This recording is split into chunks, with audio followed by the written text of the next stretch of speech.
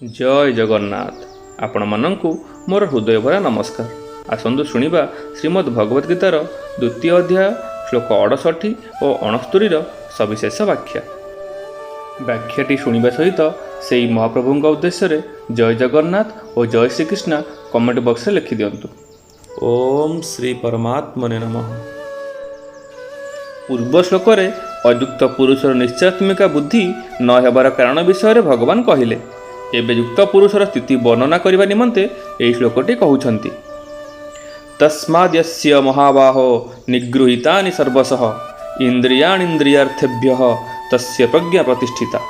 यार अर्थ तेणु हे महाबाहु इंद्रिय मानक विषय जो मनुष्यर इंद्रियगण सर्वथा निगृहीत अर्थात वशीकृत ताहार बुद्धि स्थिर अटे। भगवान कहउछंती जे जहार मन और इंद्रिय संसार आकर्षण नहीं ताहार बुद्धि प्रतिष्ठित। संसार संगे मिसी चलिले अथवा एकांतरे चिंतन कले मध्य कौनसी अवस्था तार इंद्रिय माने भोगरे बा विषय प्रवृत्त हुअंती नहीं। व्यवहारिक क्षेत्र में जिते विषय तार सम्मुख को आसिले भी ताकू विचलित करिपारंते नहीं। ता मन इंद्रिय सहित मिसी मध्य ता बुद्धि को विचलित करिपारे नहीं। जेपरी पर्वत को कहीं हलाई पारे नहीं सेहीपरि ता बुद्धि रे एते दृढ़ता आसी जाए जे ताहार मन केबे ताकू विचलित करिपारे नहीं, कारण ता मनरे विषयर महत्व नहीं। निगृहीतानीर तात्पर्य है विषयरु इंद्रियगण पूर्ण भावे संयत होइछंती, अर्थात विषय साधकर लेशमात्र राग आसक्ति व आकर्षण नहीं। जेपरी सापर दांत भांगीदेले तार विष रहे नहीं, से काहाको कामुड़ी देले मध्य कौनसी प्रभाव पड़े नहीं, सेहीपरि इंद्रियगण को राग दोषर रहित करदेवार अर्थ सेमानंक विषदांत झाड़ीदेवा। साधक को पतन मार्ग को नहीं जा भली शक्ति से इंद्रिय मानकर आउ रहे नहीं। यही श्लोकटी तात्पर्य है साधक दृढ़ निश्चय करनेबा उचित जे मोर लक्ष्य केवल परमात्मा प्राप्ति, भोग उपभोग और संग्रह मोर लक्ष्य नुहे। जदि साधक ठारे एहीपरि सावधानता सर्वदा रहे ताहार बुद्धि स्थिर होइजिव। संयतेन्द्रिय मनुष्य और साधारण मनुष्य मध्य पार्थक्य कौन एक कथा निम्न श्लोक भगवान कहउछंती। यानीस सर्वभूतानां तस्यं जागर्ति संयमी यस्यं जागृति भूतानि सानीस पश्यतो मुनेः। यार अर्थ समस्त प्राणींकर जहाँ रात्रि अर्थात परमात्मा प्रति विमुखता से संयमी मनुष्य जाग्रत रहंती एवं जो साधारण मनुष्य जाग्रत रहंती अर्थात भोग और संग्रह माति थांती तत्वज्ञाता मुनि दृष्टि में ताहा हेउची रात्रि। जो मानकर इंद्रियगण और मन वशीभूत नुहंती, जो माने भोगासक्त से माने परमात्मा विषय सुप्त।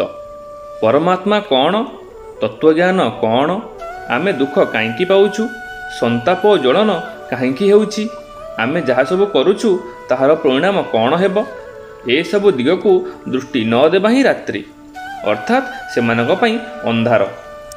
एठारे भूतानाम कहिबार तात्पर्य है पशुपक्षी दिनजाक चरा बुला कलापरी जो मनुष्य दिन राति खाइबा पीबारे सुख आराम भोग संग्रह और धन उपार्जन लगी थांती सेमानकर गणना पशुपक्षी सहित हुए।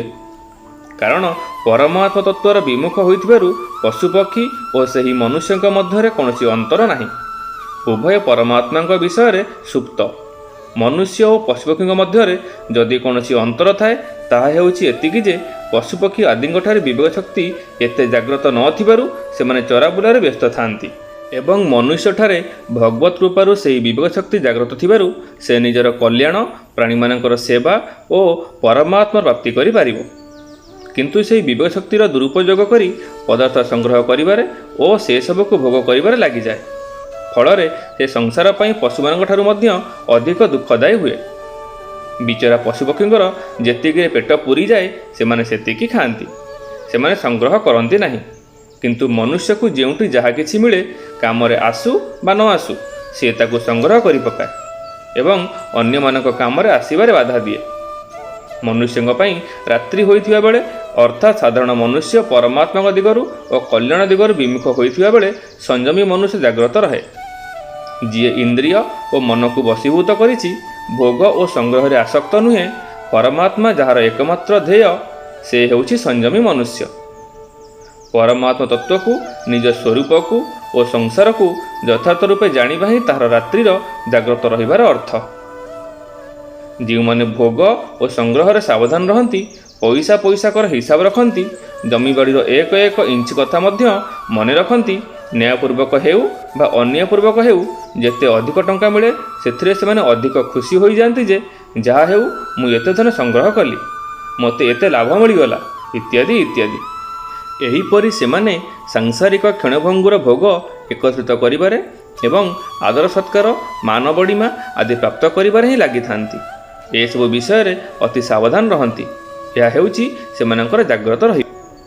ଯେଉଁ ସାଂସାରିକ ପଦାର୍ଥକୁ ଉପଭୋଗ ଓ ସଂଗ୍ରହ କରିବାରେ ସାଧାରଣ ମନୁଷ୍ୟ ନିଜକୁ ବଡ଼ ବୁଦ୍ଧିମାନ ଓ ଚତୁର ମନେ କରନ୍ତି ଏବଂ ସେଥିରେ ଖୁସି ହୁଅନ୍ତି, ସଂସାର ଓ ପରମତତ୍ତ୍ୱ ଜ୍ଞାତା ମନନଶୀଳ ସଂଯମୀ ମନୁଷ୍ୟଙ୍କ ଦୃଷ୍ଟିରେ ତାହା ରାତ୍ରି ସଦୃଶ, ଅର୍ଥାତ୍ ଘୋର ଅନ୍ଧକାର। ପିଲାମାନେ ଖେଳିଲା ବେଳେ ଛୋଟ ଛୋଟ ପଥର ଓ ନାଲି ନୀଳ କାଚ ଖଣ୍ଡକୁ ନେଇ ପରସ୍ପର ମଧ୍ୟରେ ଝଗଡ଼ା କରନ୍ତି। ଯଦି ସେଗୁଡ଼ିକ ମିଳିଯାଏ ତେବେ ମୁଁ ବହୁତ ଲାଭ କରିଛି ବୋଲି ଭାବି ଖୁସି ହୁଅନ୍ତି, ଆଉ ନ ମିଳିଲେ ମୋର ବହୁତ କ୍ଷତି ହୋଇଗଲା ବୋଲି ଭାବି ଦୁଃଖୀ ହୁଅନ୍ତି।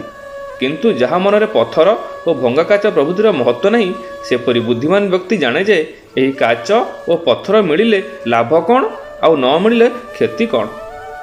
ଏ ପିଲାମାନଙ୍କୁ କାଚ ଓ ପଥର ମିଳିଗଲେ ବି ତାହା କେତେଦିନ ତାଙ୍କ ପାଖରେ ରହିବ?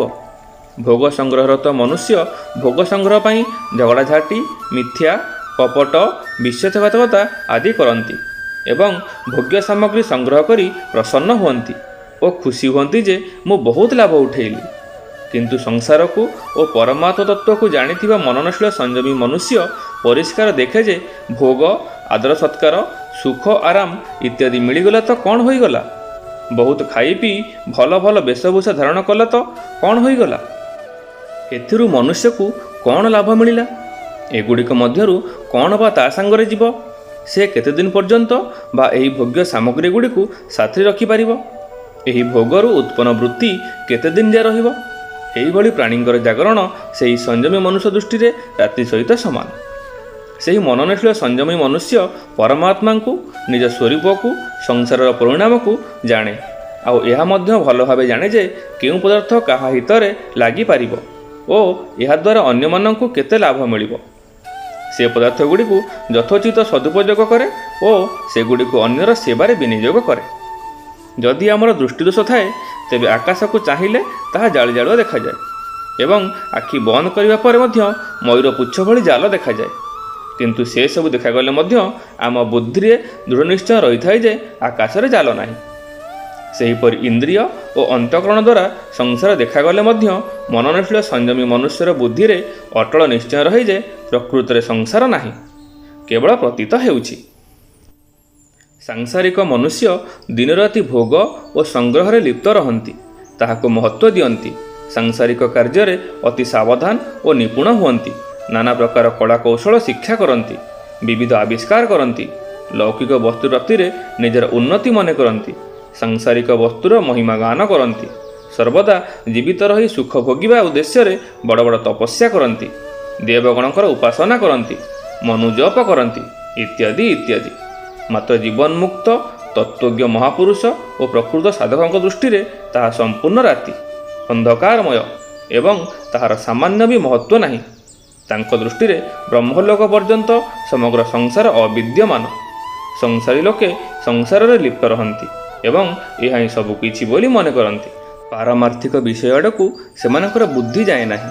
କିନ୍ତୁ ପାରମାର୍ଥିକ ସାଧକ ପାରମାର୍ଥିକ ବିଷୟ ଜାଣିବା ସଙ୍ଗେ ସଙ୍ଗେ ସଂସାରକୁ ମଧ୍ୟ ଜାଣନ୍ତି। ସଂସାରୀ ଲୋକେ ତ କେବଳ ରାତିକୁ ଦେଖନ୍ତି, ଦିନକୁ ଦେଖନ୍ତି ନାହିଁ, କିନ୍ତୁ ଯୋଗୀ ଦିନକୁ ଦେଖିବା ସଙ୍ଗେ ସଙ୍ଗେ ରାତିକୁ ମଧ୍ୟ ଦେଖନ୍ତି। ଏହା ହିଁ ଏ ଦୁହିଁଙ୍କ ମଧ୍ୟରେ ପାର୍ଥକ୍ୟ। ଉଦାହରଣ ସ୍ୱରୂପ ଜଣେ ବାଳକ କେବଳ ବାଲ୍ୟାବସ୍ଥାକୁ ଦେଖେ, ଯୁବାବସ୍ଥାକୁ ଦେଖିପାରେ ନାହିଁ, କିନ୍ତୁ ଜଣେ ବୃଦ୍ଧ ବୃଦ୍ଧାବସ୍ଥା ସହିତ ବାଲ୍ୟାବସ୍ଥା ଓ ଯୁବାବସ୍ଥାକୁ ମଧ୍ୟ ଦେଖିପାରେ।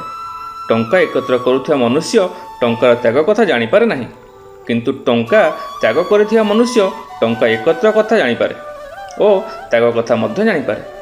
ଏହା ଏକ ସିଦ୍ଧାନ୍ତ ଯେ ସଂସାରରେ ଜଡ଼ିତ ମନୁଷ୍ୟ ସଂସାରକୁ ଜାଣିପାରେ ନାହିଁ। ସଂସାରଠାରୁ ପୃଥକ ହେଲେ ସେ ସଂସାରକୁ ଜାଣିପାରିବ, କାରଣ ପ୍ରକୃତରେ ସେ ସଂସାରଠାରୁ ପୃଥକ। ସେହିପରି ପରମାତ୍ମାଙ୍କ ସହିତ ଅଭିନ୍ନ ହୋଇ ମନୁଷ୍ୟ ପରମାତ୍ମାଙ୍କୁ ଜାଣିପାରିବ, କାରଣ ପ୍ରକୃତରେ ସେ ପରମାତ୍ମାଙ୍କ ସହିତ ଅଭିନ୍ନ। ଯିଏ ଅଛିରେ ସ୍ଥିତ ସେ ଅଛି ଓ ନାହିଁ ଉଭୟକୁ ଜାଣିପାରେ। କିନ୍ତୁ ଯିଏ ନାହିଁରେ ସ୍ଥିତ ସେ ନାହିଁକୁ ବି ଯଥାର୍ଥ ରୂପେ ଜାଣିପାରେ ନାହିଁ, ଅର୍ଥାତ୍ ନାହିଁର ପ୍ରକୃତ ସ୍ୱରୂପ ଜାଣିପାରେ ନାହିଁ। ପୁଣି ଅଛିକୁ କିପରି ଜାଣିପାରିବ? ଏହା ଆଦୌ ସମ୍ଭବ ନୁହେଁ। ତାଠାରେ ଜାଣିବାର ସାମର୍ଥ୍ୟ ନାହିଁ। ଅଛିକୁ ଜାଣୁଥିବା ମନୁଷ୍ୟର ନାହିଁକୁ ମାନୁଥିବା ମନୁଷ୍ୟ ସହିତ ବିରୋଧ ନଥାଏ, କିନ୍ତୁ ନାହିଁକୁ ମାନୁଥିବା ମନୁଷ୍ୟର ଅଛିକୁ ଜାଣୁଥିବା ମନୁଷ୍ୟ ସହିତ ବିରୋଧ ଥାଏ।